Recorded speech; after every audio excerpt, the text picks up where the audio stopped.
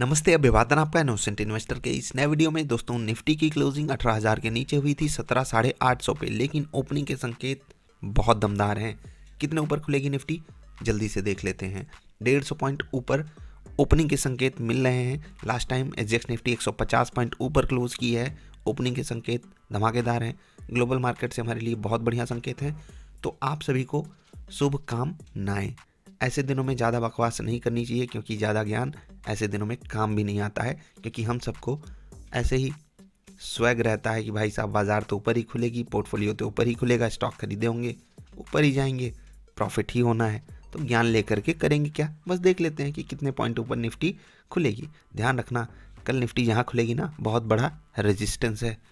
फिर से बोल रहा हूँ, कल निफ्टी जहाँ खुलेगी बहुत बड़ा रेजिस्टेंस है। उस जगह पे ट्रेडिंग थोड़ी समझदारी से करना। लेवल्स आपको बताएंगे, लेकिन पहले एक चमकते सितारे की बात करेंगे।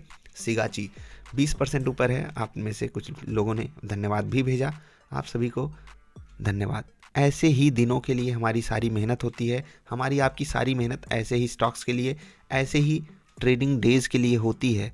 अब ये डेज कब आते हैं, क्यों आते हैं, वो हमें नहीं पता। सच में क्यों आते हैं ये भी हमें नहीं पता। ठीक है, वो कृपा है बाजार की, कृपा है भगवान की, कुछ नहीं कह सकते हम। क्या हम इसको पकड़ सकते थे इस दिन? नहीं भाई, कोई चांस ही नहीं, नो चांस। क्या हम ऐसे स्टॉक्स में अपनी पोजीशन रख सकते थे? जी हाँ, बिल्कुल, पूरा चांस है। और दिवाली पे, या जो लोग कुछ दिनों से फॉलो कर रहे हैं, उन्हें पता होगा कि दिवाली के आसपास इस स्टॉक को क्यों सेलेक्ट किया गया था। ठीक है, अब आगे बढ़ते हैं। ये 20% कब आएगा, क्यों आएगा, ये हम नहीं डिकोड कर सकते। बाद में न्यूज़ आ सकती है, बाद में बता दिया जाएगा, कोई बड़ा इन्वेस्टर पैसा लगा दिया, ये पॉजिटिव न्यूज़ आ गई, ये अच्छा रिजल्ट आ गया। लेकिन हमको सही समय पे सही स्टॉक खरीदना चाहिए, खरीदना आना चाहिए, खरीदना ज़रूरी है। इस पे मैंने डिस्कशन किया है वीकेंड वाली वीडियो में। ठीक है, तो जा करके देख लेना, वहाँ पर अच्छे से डिस्कशन किया है। सिगाची ने बहुत बम रिटर्न दिया है, तो यार एंजॉय करो रिटर्न, अब और क्या ही कहें। अब बात करते हैं टीसीएस की, आईटी सेक्टर स्टॉक्स की। देखिए, 3,000 पे खरीदने को बोला था, अभी भी 200 रुपये ऊपर है। प्रॉफिट बुक करने के लिए नहीं बोलूँगा, क्योंकि वहाँ पर जो कारण था खरीदने का, वो कारण अभी इंटैक्ट है। इसमें आपको कोई तकलीफ नहीं होगी, ये मैं पर्सनली फील करता हूँ। लेकिन क्या ये जो स्टॉक है सेक्टर के साथ नहीं गिरेगा? भाई साहब गिरेगा, लेकिन सेक्टर के मुकाबले कम गिरेगा। ठीक है, अब रिजल्ट में कुछ हो जाए, उम्मीदें गड़बड़ हो जाए, कमेंट्री गड़बड़ हो जाए, उस पर हम कुछ नहीं कर सकते ना। तो बने रहिएगा, कुछ खास दिक्कत है नहीं अगर स्टॉक स्पेसिफिक बात करें। बाकी सेक्टर में तकलीफ तो है, और वो तकलीफ कौन सी है, क्यों है, उस पर भी हमने कुछ डिस्कशन किया हुआ है। आई होप आप समझ रहे होंगे कि आईटी सेक्टर में क्या तकलीफ है, और वो तकलीफ कब तक कंटिन्यू करेगी, इसका हम कुछ खास अभी प्रिडिक्शन कर नहीं सकते। वो एक्चुअली ग्लोबल मार्केट में आप जाकर के आईटी स्टॉक्स की हालत देखो। आप एप्पल, फेसबुक, गूगल, माइक्रोसॉफ्ट, इनके शेयर्स जाकर के देखो, टेस्ला का शेयर जाकर के देखो, मतलब हालत ख़राब है। इन सब स्टॉक्स की हालत ख़राब है। एप्पल तो कम गिरा है, लेकिन अन्य आईटी स्टॉक्स को जाकर के देखो क्या हाल हुआ है। क्या हाल है एएमडी का, क्या हाल है इंटेल का, सैमसंग का क्या हाल है, आप जाकर के देखो, होश उड़ जाएंगे आपके। भाई, इतने बड़े बड़े क्वालिटी स्टॉक्स 50, 60, 70% गिर चुके हैं, और अपने देश के आईटी स्टॉक्स कम गिरे हैं, बहुत कम गिरे हैं। आप में से कुछ लोग स्टॉक्स ढूंढ करके ला सकते हैं जो 50% गिर गए हैं, लेकिन वो कम है। ग्लोबल पीयर्स से हमारे स्टॉक्स ने अच्छी परफॉर्मेंस दी है। लेकिन मैं ये नहीं कह रहा हूँ कि जो रिकवरी आएगी बहुत शार्प आएगी, लेकिन आएगी, इतनी उम्मीद ज़रूर है। ठीक है, आईटी स्टॉक्स से अगर उम्मीदें नहीं होंगी, तो एक सेंस में आप ये भी कह सकते हो कि इंडिया से ही आपको उम्मीद नहीं है। बाकी आगे आगे बढ़ते हैं। इंडिया सीमेंट आपके लिए रहेगा बढ़िया स्टॉक। ऊपर खुल के यहाँ पर सेलिंग प्रेशर अगर आता है, तो बढ़िया ट्रेडिंग आपको यहाँ पर मिल सकती है। ध्यान रखिएगा स्टॉक पे। आईआरसीटीसी आपके लिए रहेगा दूसरा और बढ़िया इंट्राडे स्टॉक। ध्यान रखिएगा, ये भी गैप अप के केस में सेल साइड का बढ़िया कैंडिडेट बन सकता है। इन केस ये बाई साइड का ट्रेड देता है, क्वांटिटी कम रखना। आईसीआईसीआई प्रूडेंशियल लाइफ भी बिल्कुल सेम सिनारियो बना रहा है आईआरसीटीसी जैसा। जीएनएफसी एक स्टॉक है, ये भी रेजिस्टेंस प्राप्त करेगा 600 के आसपास। ध्यान रखना, खरीद मत लेना वहाँ पर, सेल साइड का ट्रेड तब भी। आईडीबीआई बैंक क्यों रेजिस्टेंस दे रहा है, आप डिकोड करो, लेकिन बहुत बड़े रेजिस्टेंस लेवल पे है ये। क्यों ब्रेकआउट होगा वो हम नहीं कह सकते, लेकिन होने के चांसेस काफ़ी ज़्यादा हैं। ऊपर खुल के यहाँ पर भी सेलिंग प्रेशर आ सकता है, ध्यान रखना। एक्चुअली पूरी मार्केट को लेकर के ये थोड़ा सा क्या कहें व्यू है, एक्चुअली ऑप्शन डेटा हमको इसी तरीके की सजेशन दे रहा है, और इसमें जो बेस्ट चीज़ हो सकती है ना वो ये कि शॉर्ट सेलर्स जो हैं वो अपनी पोजीशन कट करें, यानी कि शॉर्ट कवरिंग हो और भयंकर रूप से हो, तभी हम उस रेजिस्टेंस को तोड़ पाएंगे। वो रेजिस्टेंस है कौन सा, मैं किस रेजिस्टेंस की इतनी देर से बात कर रहा था, वो है 18,000 का इंपॉर्टेंट लेवल, 18,022। ठीक है, ये लेवल है, इसके ऊपर बाजार का टिकना बहुत ज़रूरी है। 18,081 ये दूसरा रेजिस्टेंस रहेगा, और जो सबसे बड़ा फाइनल रेजिस्टेंस रहेगा 18,125, इसके ऊपर बाजार शायद ना जाए, चली गई तो बहुत बढ़िया रहेगा अपने लिए। 18,000 के ऊपर क्लोजिंग, खासकर 18,022 के ऊपर की क्लोजिंग दी बेस्ट क्लोजिंग होगी। कल जो बेस्ट पॉसिबल क्लोजिंग हो सकती है वो 18,022 के ऊपर हो सकती है।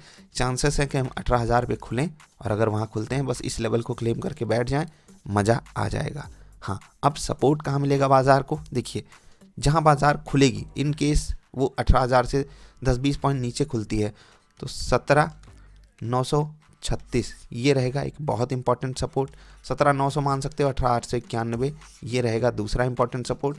17,850 अगर आप इसको एकदम प्रिसाइज लेवल निकालना चाहते हो 17,846 है। ठीक है, तो ये है 846, 891, 936 सपोर्ट लेवल। ठीक है, बैंक निफ्टी के भी लेवल्स मैं आपके सामने लिख दे रहा हूँ, और फिर एंजॉय करो। कल तो गैप अप हो ही रहा है, पहले भी प्रॉफिट हुआ है, और बम बम कीजिए, मज़ा लीजिए। बढ़िया दिन है, सोमवार है, वीकेंड। आई होप आपका अच्छा गया होगा। हाँ, इस वीकेंड पे जो वीडियोस डाली गई हैं बहुत काम की हैं, ज़रूर देखना, खासकर इलेक्ट्रिक व्हीकल वाली। इलेक्ट्रिक व्हीकल की वीडियो पे कुछ लोग बोल रहे थे अच्छी खासी हमारी गाड़ी है, आप बोल रहे हो सर इलेक्ट्रिक व्हीकल्स लेना अभी फ़ायदे का सौदा नहीं है। तो देखो दोस्त, मैं आपको जो चीज़ वहाँ समझा रहा था, कुछ लोग इसको मिस कर गए। कुछ लोग बोल रहे हैं कि 3 साल से हमारी गाड़ी विदाउट एनी मेंटेनेंस बढ़िया चल रही है, धक्का चल रही है। तो भाई एक बात बहुत ध्यान से समझना, एक बच्चा है, ठीक है, माँ बाप बोलते हैं बेटा पढ़ लो, बेटा पढ़ लो, बेटा पढ़ लो, बेटा पढ़ लो। नहीं बेटा, बढ़िया ऐश कर रहे हैं, तो बेटा मान लेते हैं कि 1 साल ऐश करेंगे, 2 साल, 3 साल, 4 साल, एक समय आएगा ना जब ये अपने भविष्य को बर्बाद कर चुके होंगे। ठीक है, वो समय 4 साल बाद, 5 साल बाद आ सकता है। उस वक्त इनको एहसास होगा कि मैंने अपने समय बर्बाद कर दिए। तो क्या ये उस एक पर्टिकुलर समय में बर्बाद हुए, या ये धीरे धीरे बर्बाद हो रहे थे? समझ गए मैं क्या कहना चाहता हूँ? नहीं समझ पाए? देखिए, आपकी बैटरी है वो धीरे धीरे करके यहाँ पर बर्बाद हो गई। अब ये फुल रिप्लेसमेंट मांग रही है, और फुल रिप्लेसमेंट से कहने का एक और मतलब अब मैं यहाँ पर आपको बताना चाहता हूँ। लेट्स से कि एक सेल है, 4 सेल की कोई एक बैटरी है, एक सेल अगर ख़राब हुई, डैमेज हुई, तो अभी ऐसी कोई टेक्नोलॉजी नहीं है। एक्चुअली है टेक्नोलॉजी, लेकिन ये लोग नहीं दे रहे हैं ये सर्विस कि एक सेल ख़राब हुई हम उसको रिप्लेस कर दें। पूरी की पूरी बैटरी चेंज करो, कुछ भी आया बैटरी चेंज करो, कुछ भी आया बैटरी चेंज करो, और इसकी कॉस्टिंग बहुत हाई है। तो बैटरी अचानक से नहीं ख़राब होगी, धीरे धीरे।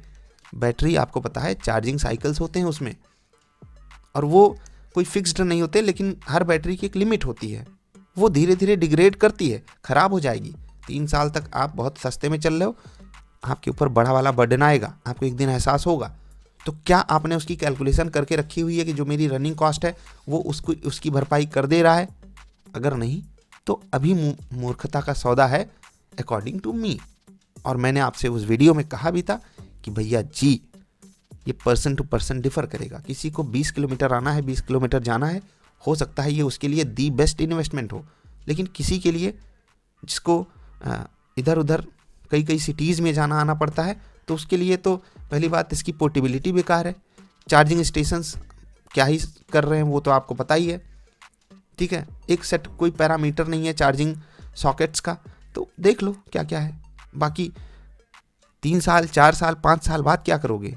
आप लाख रुपए खर्च कर रहे हो, और लाख रुपए छोटी बात नहीं होती है। जिस तरीके से इंडिया का इनकम स्लैब है, जहाँ पर खासकर ये सब प्रोडक्ट्स आकर के हिट होते हैं, जो बड़ी मार्केट है, वो जब लाख रुपए खर्च करती है ना, तो वो 8-10 साल गाड़ी चलाना चाहती है। ऐसा नहीं 3 साल बाद वो बदल देगी। ठीक है, ऐसे भी लोग हैं, लेकिन उनकी संख्या बहुत बहुत बहुत कम है। आपके पास पैसे हैं तो आप पूरे भारत वालों को पैसे वाला मत समझ लिया कीजिए। मिडिल क्लास भी है, लोअर मिडिल क्लास भी है, गरीब लोग भी हैं। वो क्या करेंगे? उनको जब 15,000 20,000 की बैटरी बदलनी पड़ेगी अचानक से चलती चलती गाड़ी में। आदमी छोटे छोटे खर्चे कर लेता है, अचानक से जब खर्चा आ जाता है तो तकलीफ आती है। बस यही सब पॉइंट से आई होप आप समझोगे। खैर, नोट कीजिए बैंक निफ्टी के लेवल्स, और आपसे विदा ले रहा हूँ मैं। ये हैं आपके लिए बैंक निफ्टी के लेवल्स। टेंशन मत लो यार, अगर आपको इलेक्ट्रिक व्हीकल्स बढ़िया रिटर्न दे रही हैं, बढ़िया लग रही हैं, खरीद लो। खरीद लिए हो तो मुझे लड्डू पेड़ा भेज दो। अ, लड्डू पेड़ा भेजने वाला एड्रेस भी बता दूंगा आप सबको। इंजॉय करा करो, ऐसे ही टेंशन मत ले लिया करो। सर जी बोल दिए यार इलेक्ट्रिक व्हीकल बेकार है, भाई मैं सीधी बात बोलता हूँ। अब चिकनी चुपड़ी बातें करनी हो तो बोल दूँ नहीं नहीं आप लोगों ने इलेक्ट्रिक व्हीकल खरीदा है तो बहुत अच्छी है, नहीं खरीदा है नहीं अच्छी लगती तो बिल्कुल नहीं अच्छी है। ये डिप्लोमेसी वाली बातें समझ में नहीं आती हैं, ठीक है। ये मतलब क्या बताऊँ, समझ रहे हो ना। खैर चलो, अभी वीडियो देखने के लिए आपका आभार। जल्दी मिलेंगे ढेर सारी अच्छी वाली वीडियोज़ में। नमस्कार।